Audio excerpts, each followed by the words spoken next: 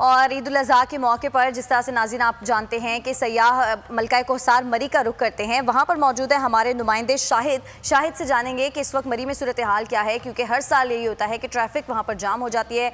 बताइएगा शाहिद, इस वक्त ताज़ा तरीन सूरत हाल क्या है? जी, इस वक्त मौजूद हैं हम JPO चौक माल रोड मरी पे। यहाँ पे हमारे पास सिटी और रावलपिंडी भी यहाँ पे मौजूद हैं। इनसे पूछते हैं कि सियाहों की जो आमद का सिलसिला है, इसके हवाले से इनका क्या कहना है। जी अस्सलाम वालेकुम। Thank you very much brother. बहुत बड़ी तादाद में सियाह आ रहे हैं। आप जब देखते हैं डाटा के मुताबिक तो 40,000 से ज़्यादा गाड़ियाँ गलियात में डिफरेंट साइड से एंटर हो चुकी हैं मरी और सराउंडिंग में।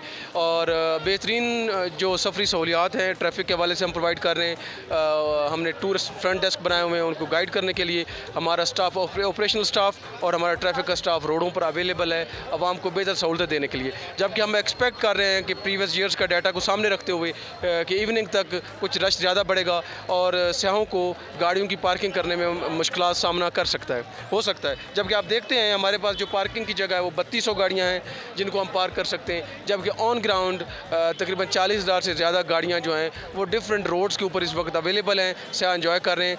इवनिंग तक कुछ मसाइल का सामना करना पड़ सकता है।